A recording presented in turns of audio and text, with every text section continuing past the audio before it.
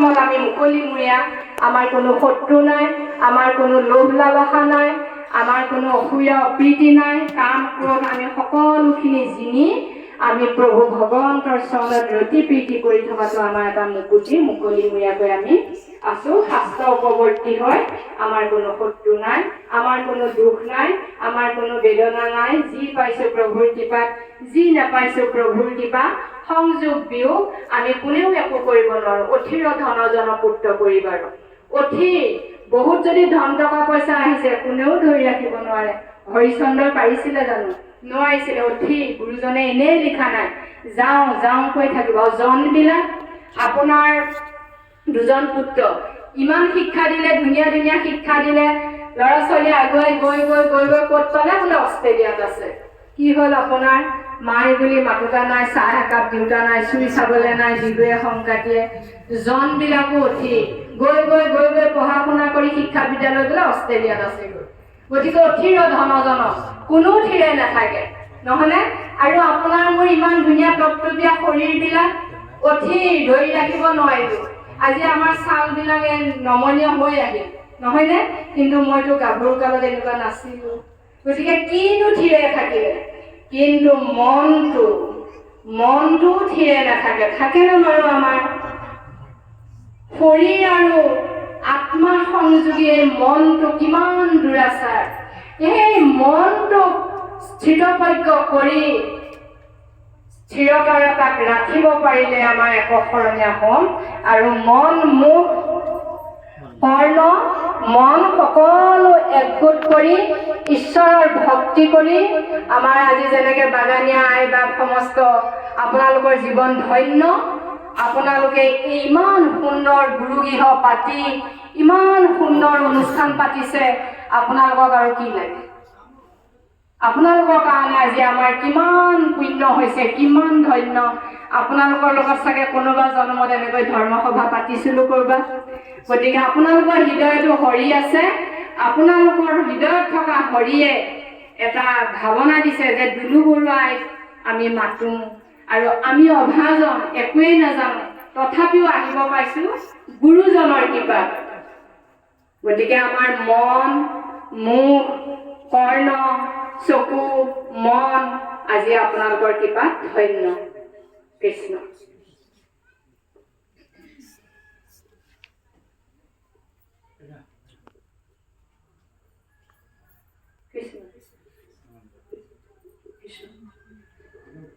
কৃষ্ণ সেৱাতে মাত গুচৈ মৃত্যু ভয়,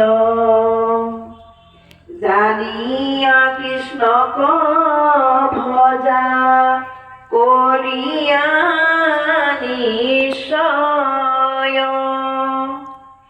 দিনে কণাৰদ গৈলা বসুদেৱ ঘৰে, দেখি বসুদেৱে তাংক পূজিলা সাদৰে, কৰিলা প্ৰণাম পাছে আসনে বৈঠাই, বুলিলা বিনয় বাক্য নাৰদ কচাই। পিতৃ মাতি আহিলে পুত্ৰ যেন সুখ, সন্ত আগমনত দুখীৰ গুচৈ দুখ। সেহি মতে ভগৱন্ত তজুৱা গমনে, সমস্তৰে কুশল ভূয়াখ্যলে,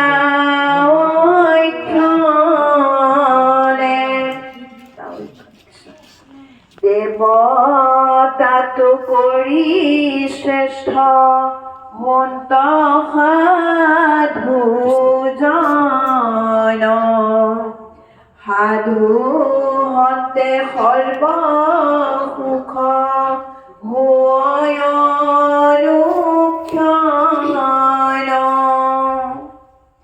আছই সুখ দুখ দুই দেৱক পূজনে কেৱল সুখক মাত্ৰ সাধে সাধুজনে।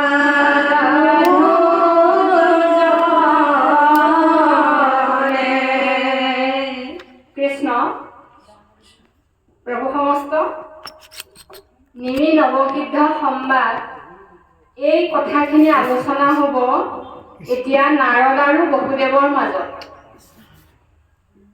এতিয়া বসুদেৱৰ গৃহলৈ নাৰদৰ আগমন হৈছে।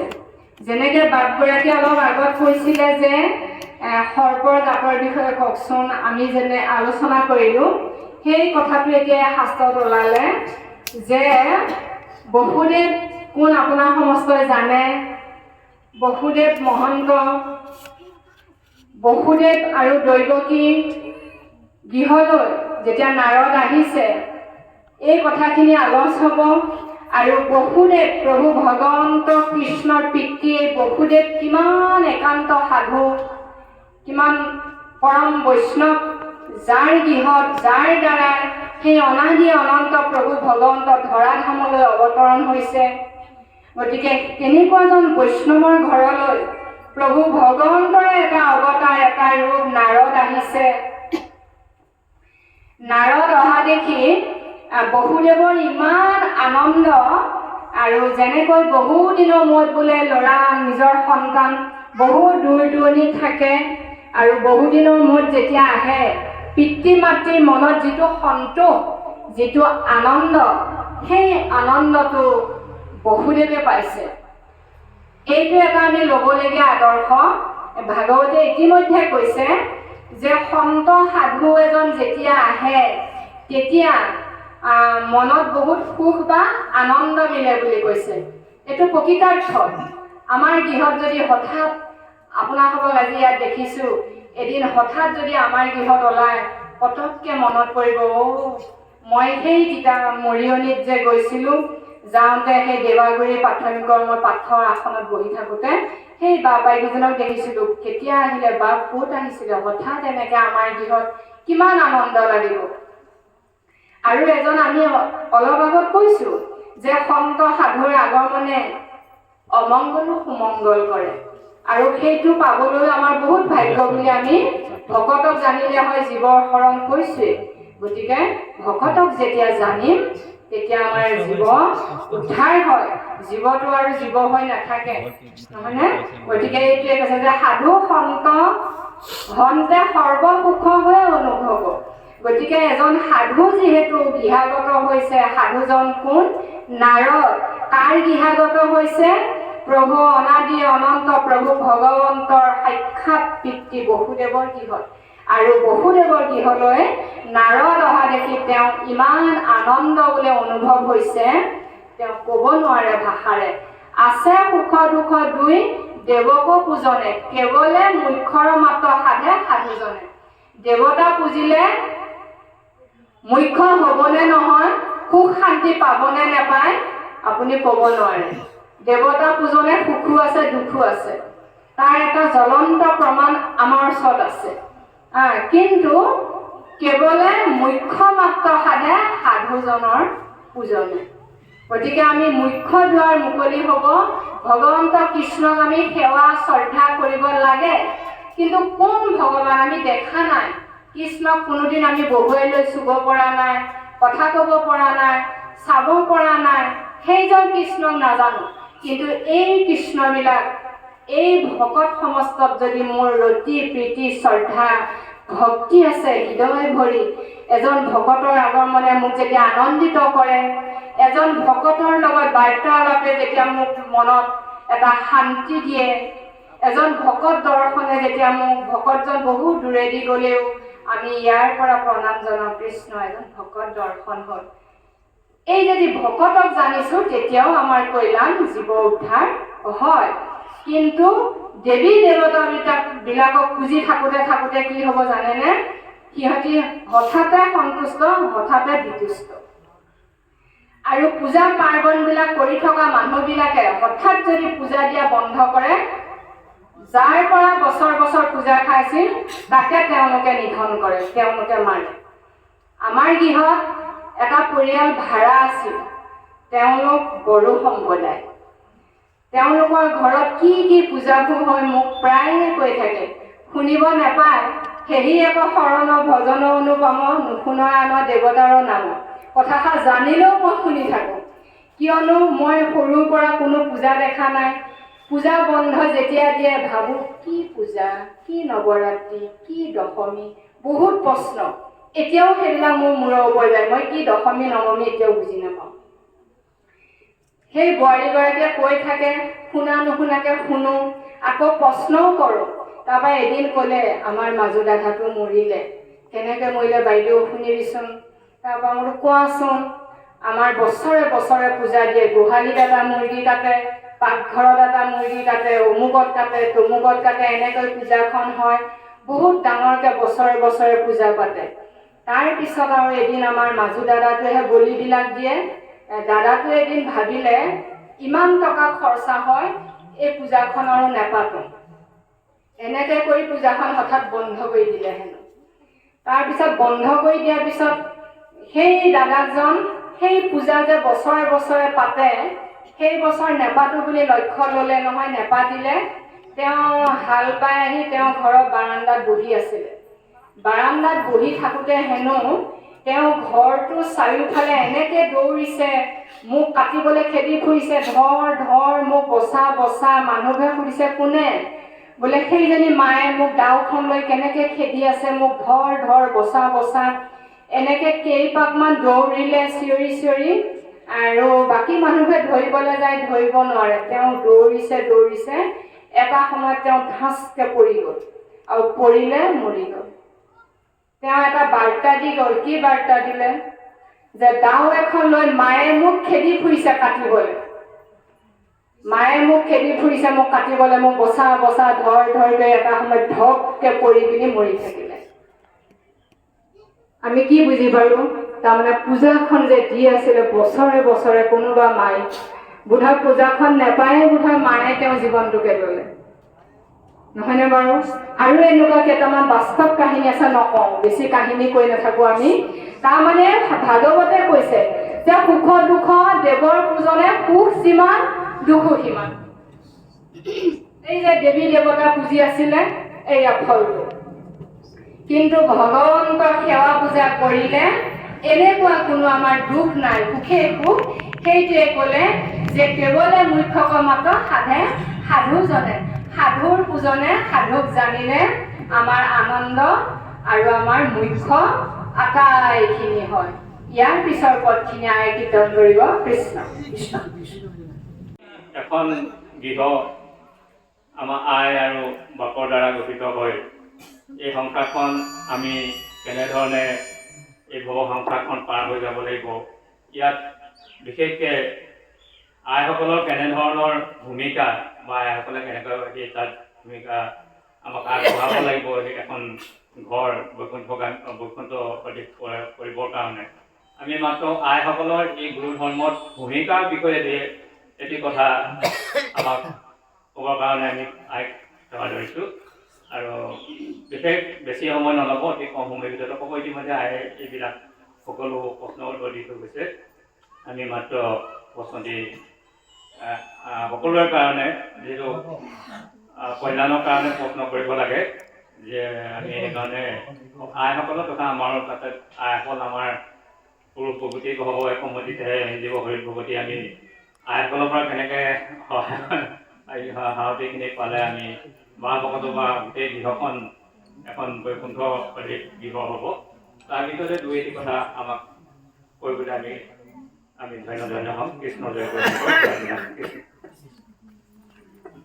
কৃষ্ণ।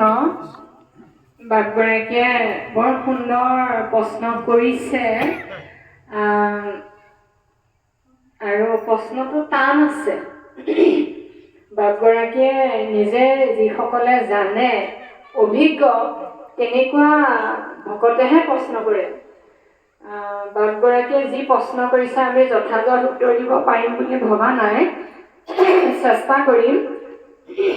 হয়, বাপগৰাকীয়ে প্ৰশ্ন কৰিছে যে আই সমস্তৰ হাতত এই ধৰ্মৰ বাঘজুৰি, আৰু আই সমস্তই ধৰ্ম কেনেকৈ আগুৱাই নিব লাগে, পৰিয়ালটো কেনেকৈ ভক্তিভাৱে আগুৱাই নিব লাগে সেই বুলি সুধিছে। তাৰ মাজত বাপসকলেও কিন্তু দায়িত্ব কম নহয় বুলি বাপগৰাকীয়ে কৈছে, আমিও কওঁ, আৰু আই সমস্তৰ মাজত আমি অভাজনেও আছো। সঁচাকে ইয়াত থকা এতিয়া যিসকল আই মাতৃ আছে আৰু দূৰত থকা সমস্তেও এই মাইকৰ যি ব্যৱস্থাইদি আমাৰ শুনা পাব, একেবাৰে সত্য। আমি চুই চুই আহিছোঁ। আমি অলপ আগত ক'লো যে অসমত যি আমাৰ অসমীয়া নাৰীবিলাক, বোৱাৰীবিলাক 2-3টা সন্তান এৰি, নাতিও এৰি পলাই যোৱাৰ ধুম উঠিছে, অসংস্কাৰী অভকতীয়া হোৱা কাৰণে। এই গুৰুজনৰ এই মহান ধৰ্ম যিসকল মাতৃয়ে নিজৰ পৰিয়ালত দিব পৰা নাই, সেইসকলে কৰিছে অনাচাৰী উপপতি ভজা এই গৰিহিত কামবিলাক। এগৰাকী আয়ে প্ৰথম আমাৰ অন্নমুঠিৰ পৰা আহিব। আমাৰ অন্নমুঠি বনাওঁতে আমাৰ যি মুষ্টিদান, এই মুষ্টিদানটো ইমান ডাঙৰ এটা গুণাগুণ। আমি যদি গুৰুজনৰ দিনলৈ যাওঁ, আমাৰ দামোদৰ দেৱ বৰপেটাত থাকোঁতে তেওঁ 6 বিঘা মাটি কোৰেৰে চহাই খেতি কৰিছিল, আৰু 6 বিঘা মাটি কোৰেৰে চহাই খেতি কৰিবলৈ যাওঁতে আমাৰ গুৰুজনে য'ত শাস্ত্ৰ আলোচনা কৰি ভকত সমস্তৰ লগত থাকে তাৰ কাষেৰে যায়। যাওঁতে তেওঁ আমাৰ গুৰুজনৰ কথা বাৰ্তা আলাপ আলোচনা শুনি ভাল লাগে। বামুণ মানুহ হাল বাব নাপায় কাৰণে কোৰেৰে চহাইছিল। 6 বিঘা মাটি কোৰেৰে চহাই খেতি কৰাটো সম্ভৱ নহয়, তেওঁ কিন্তু অসম্ভৱকো সম্ভৱ কৰিছিলে। কিন্তু তেওঁ এটা বস্তু ৰৈ গৈছিলে, সেই গুৰুজনৰ যি অমৃতবাণী, ভকতৰ সাধু সংগত তেওঁ শ্ৰৱণ কীৰ্তন কৰিব নোৱাৰি এক মুহূৰ্তৰ কাৰণে কোৰৰ নালটোতে থুতৰিটো ভৰ দি অকণমান সময় হেনো আমি অধ্যয়ন কৰিবলৈ পাইছোঁ। তেওঁ গুৰু ধৰ্ম সেই বাৰ্তালাপ অকণ শুনি যায়। এই দৃশ্যতে এজন ভকতে গুৰুজনক কৈছিলে, কওঁতে গুৰুজনে এদিন তেওঁৰ ওচৰলৈ মাতাই আনিলে, সুধিলে যে আপুনি যে অকণমান সময় কোৰৰ নালটোতে ভৰ দি আমাৰ কথা শুনি যায়, আপোনাৰ ভাল লাগে নি? বোলে হয়, মোৰ আপোনালোকৰ যি নামৰ ধ্বনি, এই ভাগৱত আলোচনা মোৰ খুব ভাল লাগে।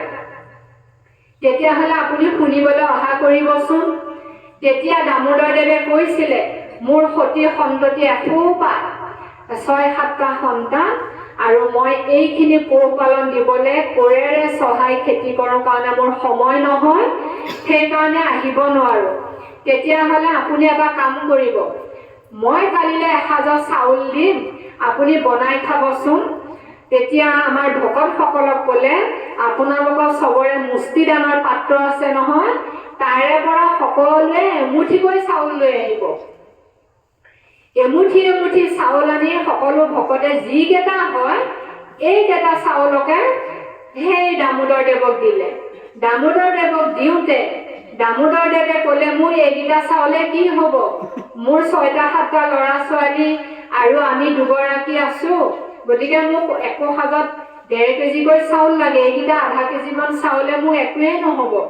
বোলে দামোদৰ, এয়া ভকতৰ হাতৰ চাউল, মুষ্টি ভঁৰালৰ চাউল, সামান্য নহয়।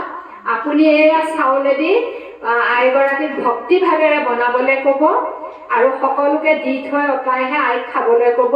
কোলাইনে নোকোলাই চাবচোন। গতিকে ঈশ্বৰৰ মহিমা, ভকতৰ হাতৰ পৰশত ঈশ্বৰৰ আমি চাউল মুঠি কি বুলি কৈ থওঁ? কৃষ্ণ প্ৰভু এই মুঠি গুৰু ভকতলৈ, ভকতৰ নামত থৈছোঁ, ঈশ্বৰৰ নামত। গতিকে সেই চাউলে অন্ন খাই দামোদৰৰ সেইদিনা পিছদিনা ক'বলৈ দিলে বোলে চাউলে কোলাব নোকোলাই মোক ক'ব লাগিব। বোলে গুৰুজন কি আচৰিত কথা, আমি ইমানবিলাক চাউলেদি অন্ন খাই আছিলো, আপুনি দিয়া অলপমান চাউলে আমাৰ ধুনীয়াকৈ কোলালে, তেতিয়াহ'লে তোমাৰ 6 বিঘা বাদ দি 3 বিঘা মাটি খেতি কৰিবা আৰু আমাৰ লগত হৰি কীৰ্তন এই শাস্ত্ৰ ভাগৱত চৰ্চা কৰিবা, তোমাক কোলাব। তাৰ পিছত দামোদৰ দেৱে 3 বিঘা মাটি কোৰ মাৰি চহ কৰি হৰি কীৰ্তনলৈ সময় উলিয়াই হৰি কীৰ্তন কৰিলে, গুৰুজনৰ লগত শাস্ত্ৰ আলোচনা কৰি থাকি এদিন গুৰুজনৰ ধৰ্মত শৰণ ল'লে।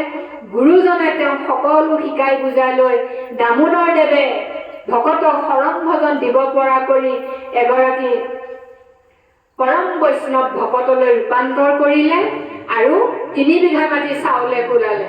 তাৰ পিছত এতিয়া আমি কি ল'ম? আমি যে মুষ্টিদানত চাউল থৈ অন্ন বনাম, সেইটো আমাৰ প্ৰথম ডাঙৰ মহান ভক্তি হৈছে। সেই মুষ্টিদানত চাউল খোৱাৰ কাৰণে আমাৰ গোটেই পৰিয়ালটোৱে পুণ্য হ'ব।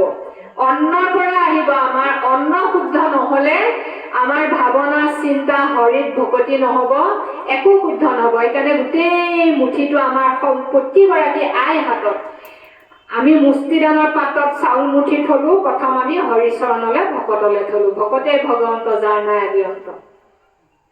তাৰ পিছত আমি চাউলখিনি ধুই পখালি যেতিয়া পাত্ৰটোলৈ দিম, আমি কি ক'ব লাগে? এই অৰ্পণটো বহুত আই বাপৰ শুদ্ধ নহয় কাৰণে আমাৰ য'তে ত'তে অন্ন ল'বলৈ অসুবিধা হয়। অৰ্পণ শুদ্ধ নভৰিলে জানা সিদ্ধি নলভ হয়, এই ফাকি আমাৰ সকলোৱে কয়। গতিকে অৰ্পণটো শুদ্ধ হ'লে যে কৃষ্ণ, আমি যেনেকে প্ৰসাদ আগবঢ়াওঁতে শৰাই অৰ্পণ কৰোঁতে 2খন হাতে দিওঁ, আপুনি মই ভাবিব নালাগে মোৰ ল'ৰাই খাব, মোৰ ছোৱালীয়ে খাব। আমাৰ কৃষ্ণহে পৰম পুত্ৰ মিত্ৰ ভাতৃস্বয়। আমাৰ পৰিয়াল পৰিজনত সকলো দেহবিলাকত কৃষ্ণৰ অংশ, জীৱ আত্মা কৃষ্ণ আছে, গতিকে কৃষ্ণই খাব। সেইকাৰণে আমি চাউল এমুঠি লৈ কৃষ্ণ গুৰু দেৱ নাম ভকতক স্মৰণ কৰি এই অন্নমুঠি তোমাৰ চৰণত অৰ্পণ কৰিলো। গুৰুজন, এই অন্নমুঠি তুমি প্ৰসাদলৈ ৰূপান্তৰ কৰিবা। প্ৰসাদ মুঠি গ্ৰহণ কৰি আমাৰ প্ৰাণীক এতিয়া তোমাৰ দুখানি অভয় চৰণ যেন আমি ভকতি কৰিব পাৰোঁ। কৃষ্ণ গুৰুৰ চৰণত অৰ্পণ। আমি ধুই পখালি ধুনীয়াকৈ পৰিষ্কাৰ কৰা চাউলকেইটা আমি গুৰুৰ চৰণত অৰ্পণ। গুৰুদেৱ নাম ভকতক স্মৰণ কৰি কৃষ্ণ প্ৰভু এই মুঠি দেৱৰ চৰণত অৰ্পণ। এনেমতে আমি 4 বস্তু স্মৰণ কৰি 2খন হাতেৰে সন্মানেৰে আমি আৰু অন্নমুঠিটো জীৱ ব্ৰহ্ম, ব্ৰহ্ম 3 জেগাতে আছে, অন্ন ব্ৰহ্ম, জীৱ ব্ৰহ্ম, শব্দ ব্ৰহ্ম, নহয়নে? বাক্য আমাৰ শব্দ ব্ৰহ্ম ঈশ্বৰ প্ৰদত্ত, ধানকপতি কণটো নহয়নে? এটা এটা কণ আমাৰ হাতত মৃত্যু হ'ব। গতিকে তাৰ পৰাও আমি পৰিত্ৰাণ পাম, কিয়? আমি গুৰু সেৱা পুৱা গধূলি কৰি আছো, তাৰ আমাৰ সেই পাপৰ পৰা আমি পৰিত্ৰাণ পাম বাৰু। কিন্তু এটা এটা কণ আমাৰ হাতত মৃত্যু হ'ব, কিন্তু সেইটো মৃত্যু আমাক ঈশ্বৰে খাবলৈ দিছে আৰু আমাৰ সেই পাপটো গুৰু সেৱাত আমাৰ নিৰ্মূল হ'ব। নহ'লে আমাৰ সেই ধানটো পাতো আৰু 1000টা ধান হ'লহেঁতেন, কিন্তু এটা ধানত এটা জীৱ আছে, সেই জীৱটোৱে কিজনী আমাৰ মহাজীৱ হয়, প্ৰহ্লাদ হৈ কিজনী আমাৰ বোৱাৰী গৰ্ভত আহিব। এটা এটা চাউলত থকা এটা এটা সৎ জীৱই কিজনী প্ৰহ্লাদ সদৃশ ধ্ৰুৱ সদৃশ হৈ আহে। সেইকাৰণে আমাৰ পৰাই আৰম্ভ হ'ব লাগিব। এনেকৈ 4 বাক্য সংযোজন কৰি 4 চৰণত গুৰুদেৱ নাম ভকতৰ চৰণত আমি 4 মুঠি চাউল দি বাকীকেইটা ভক্তি সহকাৰে দি আমি ঢাকনি মাৰি দিলোঁ।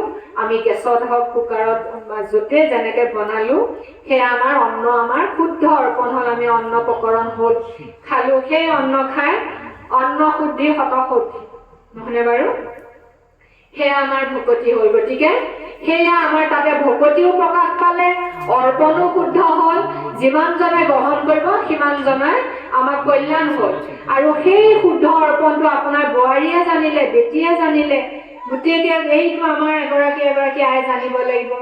তাৰ পিছত আমি আইসকলে নীতি বাক্য বচনৰ যি নীতি আদৰ্শ আমি শুদ্ধ কৰিব লাগিব। সদায় যদি তৰ্ক বিতৰ্ক খেং খেং খাং খাং আছিল, আমি শাস্ত্ৰ পঢ়িব লাগে, শাস্ত্ৰ জ্ঞানৰ নিমিত্তে শাস্ত্ৰ ভাগৱত আমি শ্ৰৱণ কীৰ্তন কৰি কৰি জ্ঞান পালোঁ।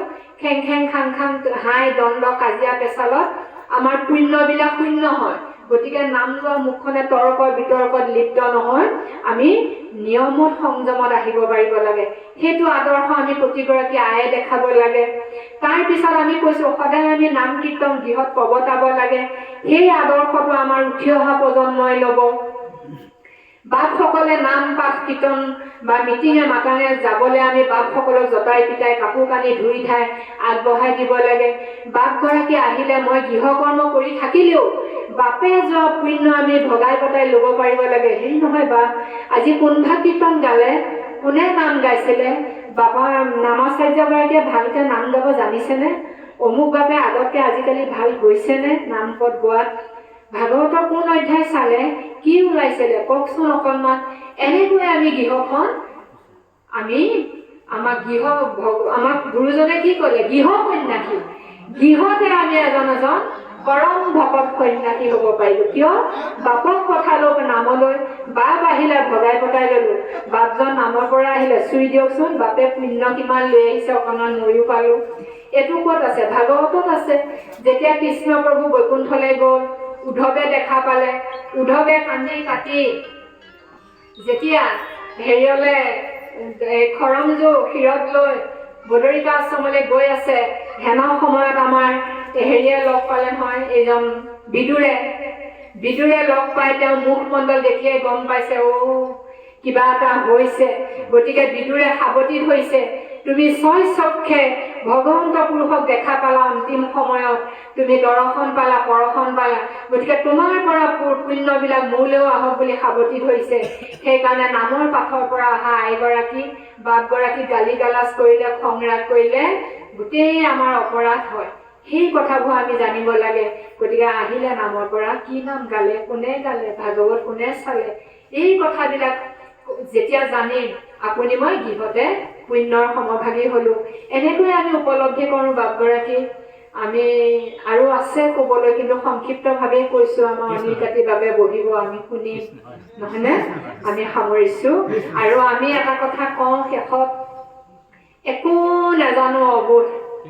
গতিকে যি সামান্য আমি আপোনাৰ সমস্তৰ আগত ব্যক্ত কৰিছোঁ, এয়া মই কৰা নাই, হৃদিস্থিতি হুয়া তুমি যেন কৰা বাহাচানি হিশিকেশ কৰিব তেনৰ। হৃদিকেশ প্ৰভু ভগৱন্ত আত্মাৰূপে থাকি আমাক বোলাইছে, ইয়ালৈকে আনিছে। আপোনালোকৰ এই মহান পদ্মমুখবিলাক দেখি, আপোনালোকৰ চৰণ দৰ্শন হৈ আমিহে ধন্য হৈছোঁ। আমি আপোনালোকক একো উপকাৰ কৰিব পৰা নাই। আপোনালোকৰ চৰণত কোটি কোটি সেৱা। আপোনালোকে আমাক অবোধ অজ্ঞান, আপোনালোকে আমাক ক্ষমা কৰিব, কৃপা কৰিব। যদি কিবা নক'ব লগা কৈছোঁ দেই, কৃষ্ণ কৃষ্ণ।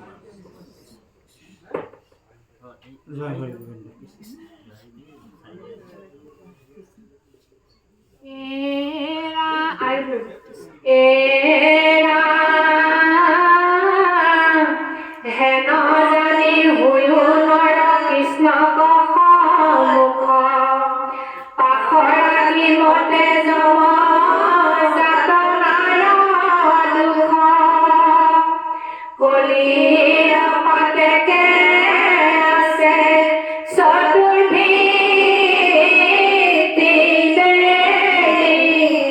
ৰাম ৰাম বুলিও পলাও পাতে, হৰি ৰাম ৰাম ৰাম হৰি ৰাম ৰাম ৰাম জয় ৰাম।